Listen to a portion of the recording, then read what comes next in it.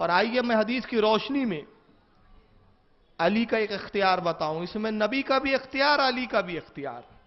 حالانکہ کل میں نے اس حدیث کی بڑی تخارج 12 تخارج بیان کی تھی۔ من کنت مولا، جس کا میں مولا، فعلی مولا، علی اس کا مولا ہے۔ مولا کائنات کیسے ہے علی؟ خیبر سے جب لوٹے حضرت علی رضی اللہ تعالیٰ عنہ، لوٹنے کے بعد رسول اللہ کے ذان مبارک پر آرام فرما رہے ہیں۔ سرکار ان کے ذانوں پر، معاف کیجیے گا میں الٹا بول گیا، علی کے ذانوں پر رسول اللہ آرام فرما رہے ہیں۔ اب بظاہر تو آنکھیں بند ہے رسول اللہ کی، مگر بخاری شریف کی ہمیں حدیث بتاتی ہے، اللہ کے رسول خود فرماتے کہ نبی سوتا نہیں ہے، اس کا دل بیدار رہتا ہے، وہ کائنات کی نفس کو جانتا ہے، بظاہر آنکھیں بند ہے۔ حضرت علی رسول اللہ کے سر اقدس کو اپنے ذانوں میں لیے ہوئے بیٹھے ہوئے، عصر کا وقت ہو گیا۔ یہ حدیثیں آپ نے سنی ہوں گی، لیکن میں جو اس سے ایک نتیجہ دے رہا ہوں، اور اس حدیث کی روشنی میں آپ دیکھیں گے کہ علی مولائے کائنات کیسے ہے اور کیوں کر ہے۔ کیوں ہے حضرت علی مولائے کائنات؟ کیوں کہتے ہیں علی کو مولائے کائنات؟ حضرت علی سوئے ہوئے ہیں، رسول اللہ آرام فرما رہے ہیں علی کے ذانوں پر۔ عصر کا وقت ہوا، سورج غروب ہو گیا، نماز عصر قضا ہو گئی، وقت عصر کا ختم ہو گیا۔ زندگی میں پہلی مرتبہ علی کی کوئی نماز قضا ہوئی تھی، زندگی میں پہلی مرتبہ۔ کبھی آپ کی نماز قضا نہیں ہوئی تھی، مگر یہ پہلا موقع تھا۔ یہاں ایک سوال پیدا ہوتا ہے، اس حدیث پہ کبھی آپ نے غور کیا؟ عصر کا وقت ہوا اور پھر قضا ہو گیا۔ جب عصر کا وقت تھا تب بھی نبی آرام کر رہے تھے، وقت گزرا تب بھی نبی آرام کر رہے تھے، تو مطلب تو یہ ہوا کہ نبی نے بھی نماز عصر نہیں پڑھی تھی۔ ارے بھائی، اگر نبی نے پڑھی ہوتی تو نبی اٹھ جاتے تو علی بھی نماز پڑھ لیتے، تو نبی نے کیوں نہیں پڑھی؟ نبی نے نماز کو قضا کیوں کیا؟ آج نبی علی کا امتحان لے رہے تھے، اور امتحان یہ تھا، اپنا اختیار بھی بتانا تھا، اپنی طاقت بھی بتانی تھی، اور آنے والے شبہات کی منہ پر لگام بھی باندھنی تھی۔ تو نبی قصدن عمدن آرام فرما رہے ہیں۔ یہ بھی تو ہو سکتا تھا کہ جبریل آتے رسول اللہ کو بیدار کرتے۔ اگر ہم یہ تسلیم کریں یا یہ مان لے کہ رسول اللہ واقعی سو گئے تھے، بہت گہری نیند میں تھے، تو جبریل آتے، یا رسول اللہ اٹھیے، عصر کا وقت ہو گیا ہے، مگر جبریل بھی نہیں آیا، کیونکہ اللہ جانتا تھا میرے محبوب کو کون سا اختیار بتانا ہے، آنے والی امتوں کے لیے کیا ایک دلیل قائم کرنی ہے۔ تو نبی آرام کر رہے ہیں، عصر کا وقت قضا ہوا، حضرت علی کی آنکھوں میں آنسو آ گئے، اور رسول اللہ علی کا امتحان لے رہے ہیں۔ دیکھے علی مجھ سے محبت کا دعویٰ تو کرتا ہے، دعوی محبت تو ہے علی کو، مگر آج دیکھنا ہے کہ علی مجھے چھوڑتا ہے کہ نماز کو چھوڑتا ہے۔ اب نماز ہے افضل العبادات، عبادت میں سب سے افضل ہے نماز، مگر رسول نے یہاں بتایا کہ عبادت نماز ضرور افضل ہے، مگر نماز سے بھی زیادہ افضل رسول اللہ کی بندگی ہے، رسول اللہ کی محبت ہے۔ اگر محبت رسول ہے تو نماز نماز ہے، ورنہ سوائے یوگا اور پریکٹس کے کچھ نہیں ہے۔ اب ایک اور بات یہاں میں عرض کرتا چلوں، علی عبادت کو عبادت کی طرح ادا کرتے تھے۔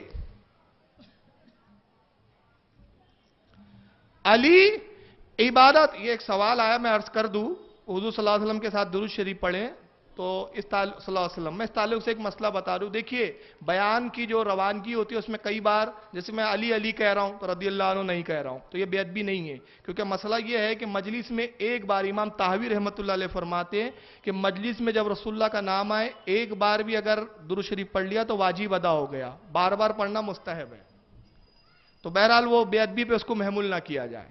یہ بیان کی ایک روانگی ہوتی ہے، خطابت کا ایک انداز ہوتا ہے کہ جس میں ہر جگہ اب آپ پورا نام لیں حضرت علی رضی اللہ عنہ، تو وہ بیان کی چاشنی میں پھر کمی آتی ہے، وہ خطابت میں پھر ایک رکاوٹ سی پیدا ہوتی ہے۔ تو وہ بہرحال جن صاحب نے بھیجا میں شکر گزار ہوں ان کا، لیکن وہ مسئلہ جان لے کہ مجلس میں جب پہلی بار نام آئے تو واجب ہے، دوسری بار مستحب ہے، اور یہ بے ادبی پہ نہیں ہے، تو بہرحال آپ لوگ اپنے دل میں کہہ لیں, میں بھی انشاءاللہ کوشش کروں گا کہ سرکار کا نام آئے تو صلی اللہ علیہ وسلم کہیں.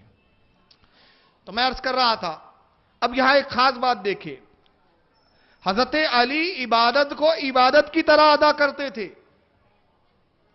یہ عبادت ہی عادت نہیں تھی علی کی. معلوم ہوا عادت اور ہوتی ہے, عبادت اور ہوتی ہے. آپ اس کو سمجھ نہیں پائے, میں اس کو سمجھا دیتا ہوں. عادت یہ ہوتی ہے کہ جیسی وقت ہوتا ہے آدمی اٹھتا ہے اور نماز کی طرف بھاگتا ہے, جیسا کہ ایک جماعت کا شیوا ہے, ایسے بھاگتی, کیونکہ یہ عادت ہے, عبادت نہیں ہے. اور عادت کیا ہوتی ہے؟ عبادت کم ہوتی ہے, دکھاوا زیادہ ہوتا ہے. مقصد ہوتا ہے 10 لوگوں کو دکھائے کتنا پکا نمازی ہے. کچھ لوگوں کا یہ شیوا ہے, دیکھا ہوں گا آپ نے. تو یہ ہے عادت. اور علی عبادت کرتے تھے, عادت نہیں تھی. اگر نماز کی عادت ہوتی تو علی رسول کو چھوڑ دیتے, مگر علی نے رسول کو چھوڑا نہیں. بتایا خدمت رسول افضل العبادات ہے, نماز عادت نہیں ہے, وہ بھی عبادت, مگر اس سے افضل عبادت نبی کی تعظیم ہے. تو یہ بھی عبادت ہے, وہ عبادت عادت تھی, عادت نہیں ہے. اب آنسو نکلے مولا کائنات کے, رخسار رسول پر گرے. ایک تکلیف تو تھی نا, اور تکلیف کیا تھی کہ عصر کی نماز زندگی میں پہلی مرتبہ قضا ہو رہی ہے. آج تک ایسا نہیں ہوا کہ کوئی نماز قضا ہوئی ہو. اور رخسار پہ جیسی مولا کائنات کے آنسو آتے رسول اللہ کے, آپ نے آنکھیں کھولی. یہاں لوگ کہتے رسول بیدار ہوئے, میں کہا سوئی کب تھے؟ علی سوئے, رسول سوئے نہیں تھے, بلکہ علی کا دل ٹٹول رہے تھے کہ علی مجھے چھوڑتا ہے کہ نماز کو چھوڑتا ہے. تو علی نے بتایا یا رسول اللہ مجھے آپ کی محبت اتنی غالب ہے, نماز چھوڑی جا سکتی ہے مگر آپ کی بندگی نہیں چھوڑی جا سکتی, آپ کی خدمت نہیں چھوڑی جا سکتی, اسی لیے کہ اگر آپ کو چھوڑ کر عبادت لیا تو کس کام کی عبادت؟ اور نماز تو آپ کے صدقے میں ملی ہے. آپ کے رخ زیبا کو دیکھنا بھی کعبے کو دیکھنے کی طرح ہے. آپ تو کعبے کا کعبہ ہے. اللہ کے رسول صلی اللہ علیہ وسلم نے ارشاد فرمایا علی کیا ہوا, کیوں رو رہے ہو؟ معلوم تو تھا عصر کا وقت قضا ہو گیا ہے, مگر پھر بھی پوچھ رہے ہیں. تو پوچھنا اس بات کی دلیل نہیں ہوتی کہ معلوم نہیں ہوتا, لا علم ہوتا ہے کوئی شخص. تو اللہ کے رسول سے عرض کرتے یا رسول اللہ میری نماز عصر قضا ہو گئی.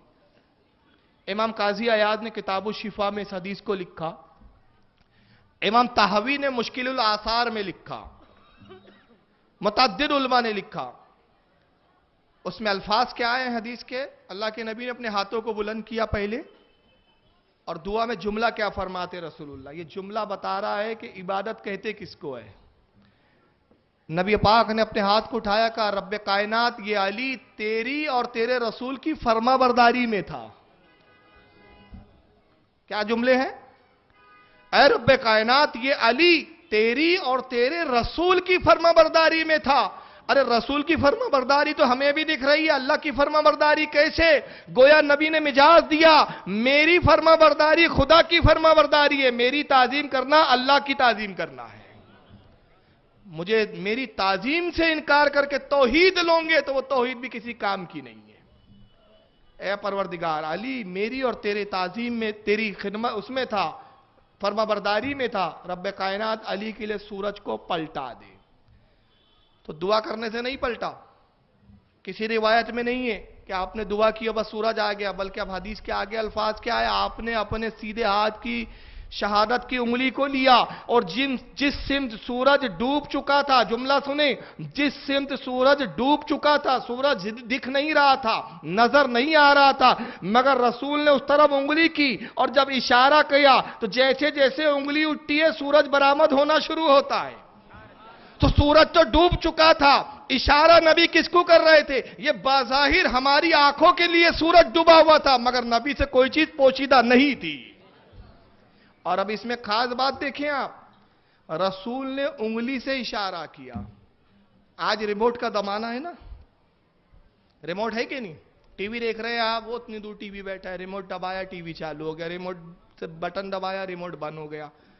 بیچ میں کوئی وائرلیس کا کام ہے, کوئی وائر ہے, کوئی کنیکشن نظر آ رہا ہے آپ کو؟ کچھ نہیں, ایک ریز ہے, سائنس نے اتنے سال کے بعد ایک چیز ایسی ایجاد کی، مگر پروردگار نے اپنے محبوب کو انگلیوں میں وہ ریموٹ دیا تھا. یہ ہمارے ریموٹ دنیاوی چیزوں کو چلاتے ہیں، نبی کی انگلیاں کائنات کو چلایا کرتی تھی.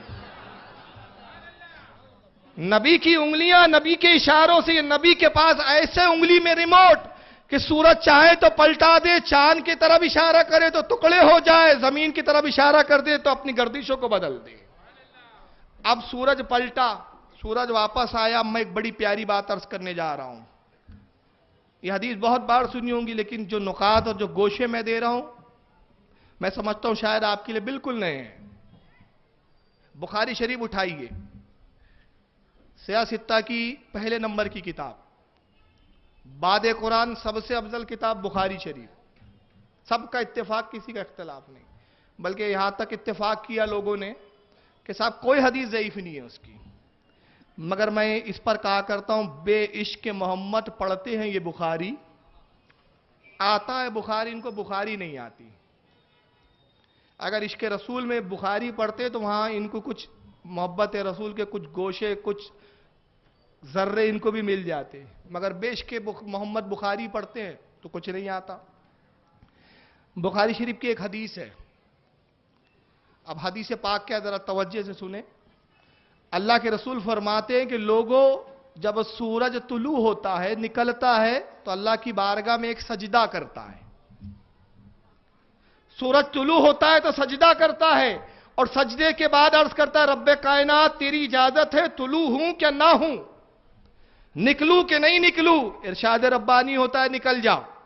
اجازت لیتا ہے، سورج نکلتا ہے. پھر نبی فرماتے جب غروب ہوتا ہے تو پھر سجدہ کرتا ہے، اور سجدہ کر کے عرض کرتا ہے مولا غروب ہوں کیا نہ ہوں. اللہ فرماتا ہے غروب ہو جا، تو ڈوب جاتا ہے. پھر طلوع کے ٹائم سجدہ کرتا ہے، پھر اجازت لیتا ہے. روزانہ کا معمول ہے سورج کا، طلوع ہوتا ہے تو سجدہ کرتا ہے، غروب ہوتا ہے تو سجدہ کرتا ہے. اللہ کے رسول فرماتے جب قیامت کا دن ہوگا، جب وہ ایک مرتبہ غروب ہوگا، طلوع کی اجازت چاہیں گا، اللہ فرمائے گا تجھے اجازت نہیں.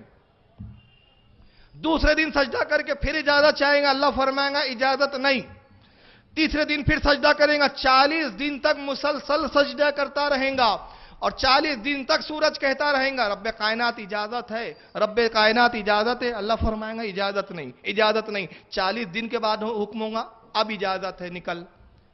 تو آپ نے سنا ہے کہ 40 دن تک سورج نہیں نکلیں گا، پوری دنیا میں اندھیرا ہوگا. 40 دن کے بعد سورج نکلیں گا. لوگ کہیں گے آج سورج طلوع ہوا ہے، آج سورج نکلا ہے، چلو اپنے کام کرو، جو کام ہمارے رک گئے تھے اس کو پورا کرو. لوگ کام کرنے نکلیں گے، اللہ کے نبی کہتے ہیں، اور لوگ ابھی کام میں مصروف ہوں گے. کوئی کپڑا خرید رہا ہوگا، یہ مثال بھی دی اللہ کے رسول نے. کوئی کپڑا خرید رہا ہوگا، ابھی بیچنے والے اور لینے والے میں بھاؤ بھی طے نہ ہوا ہوگا. ماں اپنے بچے کو دودھ پلا رہی ہوں گی، بچہ اپنی ماں کے پستان سے دودھ کی چسکیاں لے رہا ہوگا، دودھ کا گھونٹ بچے کے حلق میں اترنے بھی نہ پایا ہوگا. کھانے والا کھانا کھا رہا ہوگا، نیوالا حلق سے نہ اترا ہوگا کہ اسرافیل سور پھونک دیں گے، قیامت آ جائیں گی. بخاری کی حدیث سے ہمیں پتہ کیا چلا؟ پتہ یہ چلا کہ روزانہ سورج نکلتا ہے تو سجدہ کرتا ہے، اجازت لیتا ہے، ڈوبتا ہے تو سجدہ کرتا ہے، اجازت لیتا ہے. تو جب یہ سورج کا معمول ہے تو جس وقت عصر کے وقت ڈوبا تھا تو سجدے میں تھا،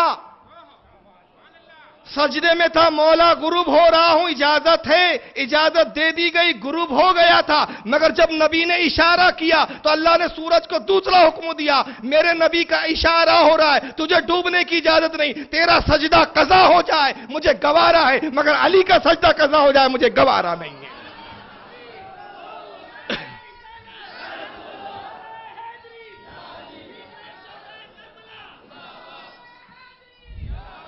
تو معلوم ہوا کہ سورج کے کروڑوں سجدے ایک طرف، علی کی نماز کا ایک سجدہ ایک طرف.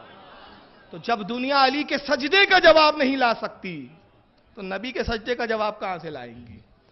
اے سورج یہ تو گوارا ہے کہ تیرا سجدہ قضا ہو، مگر میرے نبی کے محبوب علی کا سجدہ قضا ہو مجھے گوارا نہیں. تجھے نکلنا پڑے گا، اپنی فطرت کے خلاف کام کرنا پڑے گا. آج تک تو پلٹا نہیں ہے، مگر آج نبی کے سبب سے تجھے پلٹنا پڑے گا. اب سورج پلٹا. چلیے اب آئیے ایک تھوڑا سائنس بتا دوں میں. سائنس میں پڑھا ہوگا آپ نے، بہت بڑے بڑے کچھ سیارے ہیں. यहां माशाल्लाह तलबा भी बैठे हुए हैं। मैं 7 बड़े सैयारों के बारे में आज बताना चाहता हूं। इस्लामिक पॉइंट ऑफ व्यू से हर सैयारा अलग अलग आसमानों में है। हर सैयारा अलग अलग आसमानों में है। और अगर इसकी तफसीलात आपको देखनी हो तो इमाम गजाली रहमतुल्लाह ताला अलैह की मुकाशिफतुल कुलूब का मुताला कीजिए। बाब नंबर 9 है उसका, मुकाशिफतुल कुलूब का, इमाम गजाली की किताब, मशहूर ज़माना, अब तो उर्दू में भी आ गई है तर्जमा होकर। उसका सफ़ा नंबर 211, उस पर इमाम गजाली ने 7 सैयारों के बारे में पूरी तफसीलात बयान की। कहते हैं कि पहला सैयारा ज़ुहल, इंग्लिश में जिसको सेट्रॉन कहते हैं, ये 7वें आसमान के अंदर है। कहां है ये? 7वें आसमान में। मुश्तरी, जिसको जुपिटर कहते हैं इंग्लिश में इसका नाम है। इमाम गजाली ने इंग्लिश में नहीं लिखा, लेकिन आप पढ़े लिखे बच्चे तो मैं इंग्लिश में भी बता दे रहा हूं कि ये अरबी नाम है। मुश्तरी, जोहल, मरीख, कमर, शम्स और उसके अलावा जोहरा, अतारीद, ये सब अरबी नाम है। लेकिन मैं इंग्लिश में बताता चलूं ताकि आपके समझ में आता जाए कौन सा सैयारा कहां है इस्लामी पॉइंट ऑफ व्यू से। तो जोहल 7वें आसमान में, जिसको सेट्रॉन कहते हैं। मुश्तरी, जिसको जुपिटर कहते हैं, ये 6ठे आसमान में। मरीख, जिसको मार्स कहते हैं, ये 5वें आसमान में है। शम्स, सूरज, ये 4थे आसमान में है। अभी मौजू मेरा सूरज है, मैं यहां थोड़ा सा रुक रहा हूं। सूरज कहां है? 4थे आसमान में। अब आप सोचेंगे जब 4थे आसमान में तो उसके नीचे और 3 आसमान, तो फिर किरणें हम तक आती कैसे है? और हदीस पाक में अल्लाह के रसूल फरमाते सूरज की अभी पीठ दुनिया की तरफ है। पीठ है, रुख नहीं है, चेहरा नहीं है, पीठ है। तो इंसान उसकी तपिश को बर्दाश्त नहीं करता। कयामत के दिन उसका रुख पलट जाएगा, चेहरा दुनिया की तरफ होगा, जमीन की तरफ होगा। और 4थे आसमान से उतरकर पहले आसमान तक आ जाएगा, जिसको कहा गया निस्पुन नहार पर आना, यानी दरमियान में बिल्कुल सीध में आ जाएगा, न इधर न इधर, बिल्कुल 90 का एंगल जमीन और उसके दरमियान में। और उसकी तपिश से लोग परेशान हो जाएंगे, पसीने जारी होंगे। ये सब बुखारी सियासित्ता की हदीस है, कोई फर्दी किताबों की कहानियां नहीं सुना रहा हूं मैं। ये अहले हदीसों ने दिल में सोच लिया कि बरेलवी लोग किससे सुनाते हैं। तुम बरेलियों के साथ बैठते कब हो? बैठो तो तुम्हें पता चले अपना वजन। ये सब सियासित्ता की हदीस है, बुखारी मुस्लिम की हदीस है कि इतना पसीना आएगा, अल्लाह के नबी कहते हैं लोग अपने पसीने में डूबेंगे, गर्क हो जाएंगे। किसी के मुंह तक पसीना होगा, किसी के गर्दन तक होगा, कोई पूरे पसीने की पेशानी तक डूबा हुआ होगा। उसमें वही सलामत होंगे जो अल्लाह के नेक बंदे होंगे। और उनके बारे में नबी कहते जो अल्लाह के नेक बंदे होंगे, परवरदिगार उनको वो कुव्वत देगा कि उनके जिस्म इतने बड़े होंगे कि पसीना उनके टखनों तक होगा, वो डूबे हुए नहीं होंगे। तो कयामत के वक्त आएगा भी 4थे आसमान में। अब सवाल ये होता है कि जब 4थे आसमान में सूरज की किरणें आती कैसे है? किसी ने आला हज़रत से पूछा कि हम कौन से आसमान को देखते हैं? ये अल मलफूज में मौजूद है। हम कौन से आसमान को देखते हैं? आला हज़रत ने फरमाया हम 7वें आसमान को देखते हैं, पहला आसमान को नहीं देखते। पूछने वाले ने पूछा 7वें को कैसे? फरमाया जितने आसमान है, 6 आसमान, ये सब शफाफ है, ट्रांसपेरेंट है, जैसे कांच।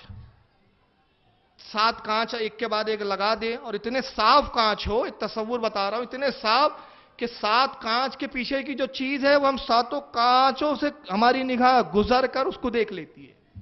ट्रांसपेरेंट है ये आसमान। और इस पर एक फजीलत की बात याद आ रही है तो मैं अर्ज करता चलूं कि हम 7वें को देख रहे हैं। कौन? हम इंसान। हमारी निगाहों की आलम क्या है कि हमने आंख उठाई, 7वें आसमान को देख लिया। ज़ुहल जो 7वें आसमान में है उसको भी हम देख लेते हैं, दूरबीन के जरिए से देख लेते हैं। 6ठे आसमान के सितारे को भी हम देख लेते हैं, मुश्तरी को। और उसके बाद मरीख को भी देख लेते हैं, 5वें आसमान पर जो है हम देख लेते हैं। अब सवाल ये पैदा होता है, अब मुझे एक फजीलत की बात याद आ गई है, ज़िम्नन तो अर्ज कर रहा हूं। अल्लाह के रसूल मेराज पे तशरीफ ले गए, बुराक आपकी सवारी है। नबी फरमाते हैं बुराक खुसूसन मेरे लिए सवारी के तौर पर अल्लाह ने बनाकर रखा था, मखसूस थी वो सवारी मेरे लिए। और जब बुराक पर मैं सवार हुआ तो उसकी रफ्तार का आलम यह था जहां उसकी निगाह पड़ती वहां उसका पहला कदम। अब हमारी निगाह 7वें आसमान पर, तो बुराक तो मखसूस है ये सवारी, تو बुराक का पहला कदम कहां था? तो पहला जमीन पर था, तो यानी एक पैर का जमीन पर था, तो दूसरा कदम कहना पड़ेगा 7वें आसमान पर था। तो जब नबी की सवारी की रफ्तार का यह आलम है, तो नबी की रफ्तार का आलम क्या होगा? एक बात ज़िम्नन आ गई, तो हम 7वें आसमान को देखते हैं। चौथे आसमान में सूरज, जोहरा, विनस जिसको कहा जाता है, ये तीसरे आसमान में, और उतारिद, ये जिसको मरकुरी कहा गया इंग्लिश में सितारे को, ये दूसरे आसमान पे, और कमर, चांद, ये पहले आसमान के नीचे है। ये 7 बड़े सैयारे हैं और फिर छोटे छोटे सैयारे हैं, और ये सब किसके गिर्द गर्दिश करते हैं? सूरज के इर्द गिर्द गर्दिश करते हैं। चांद भी सूरज के इर्द गिर्द गर्दिश कर रहा है, मरीख भी सूरज के इर्द गिर्द गर्दिश कर रहा है, उतारिद भी सूरज के इर्द गिर्द गर्दिश कर रहा है, शम्स के इर्द गिर्द ये सब कर रहे हैं। और साइंसदान कहते हैं कि ये इनकी गर्दिश एक महदूद दायरे में है, एक मदार में है, एक ऑर्बिट है जिसमें घूमते हैं। और अगर इसमें थोड़ा सा भी डिस्टेंस आ जाए, गड़बड़ हो जाए, मामला बिगड़ जाए, तो दुनिया का निजाम दरम बरम हो जाए, एक सैयारा दूसरे सैयारे से टकरा जाए और उसी दिन कयामत आ जाए। अल्लाह ताला के हुक्म के तहत ये बंधे हुए हैं। सूरह यासीन में भी अल्लाह ने फरमाया ये कुदरत वाले के हुक्म के तहत बने हुए। अश्शम्सु तजरी ले मुस्तक़र्रिल्लहा ज़ालिका तक़दीरुल अज़ीज़ुल अलीम। और सूरज अपने मदार में तैर रहा है, चल रहा है, और एक जबरदस्त हुक्म वाले के हुक्म के तहत ये बंधा हुआ है। सूरह यासीन में। तो ये अल्लाह के हुक्म से अपने अपने मदारों में, अपने अपने एरियो में घूम रहे हैं, और सबकी गर्दिश सूरज के इर्द गिर्द है। फिर ऐसे हजारों सूरज है, साइंसदान कहते हैं ऐसे और हजारों सूरज हमारे सूरज की तरह जो हमारी निगाहों से दूर है, उनके इर्द गिर्द भी सैयारे गुजर रहे हैं। सब एक दूसरे के इर्द गिर्द है, कोई इसके इर्द गिर्द है, कोई उसके इर्द गिर्द है, और इनमें जरा सा भी डिस्टेंस आ जाए, फर्क आ जाए, इनकी गर्दिशों में, इनकी हरकतों में फर्क आ जाए, तो ये आपस में टकरा जाए, कयामत आ जाए, दुनिया का निजाम दरम बरम हो जाए। तो जब ये सब एक दूसरे से जुड़े हुए हैं, एक दूसरे के इर्द घूम रहे हैं, सूरज के इर्द गिर्द गर्दिश कर रहे हैं, सूरज के इर्द गिर्द इनकी गर्दिश जारी है, तो अब मैं कहना चाहता हूं कि जब नबी ने सूरज को पलटाया, तो अब सिर्फ सूरज नहीं पलटा है, बल्कि सूरज के साथ चांद भी पलट रहा है, सूरज के साथ मरीख भी पलट रहा है, सूरज के साथ उतारिद भी पलट रहा है, सूरज के साथ मुश्तरी भी पलट रहा है, सूरज के साथ जोहरा भी पलट रहा है, तमाम सैयारे पलट रहे हैं। गोया नबी का एक इशारा सिर्फ सूरज की तरफ है, क्योंकि सूरज कायनात का मरकज है, मरकज की तरफ इशारा हुआ तो जितने उसके मातेहत है सब पलट रहे हैं। तो नबी के एक इशारे से पूरी कायनात पलटती जा रही है, और किसके लिए पलट रही है? अली के लिए। तो जिसके लिए कायनात पलटाई जाती है वही मौलाए कायनात हुआ करता है।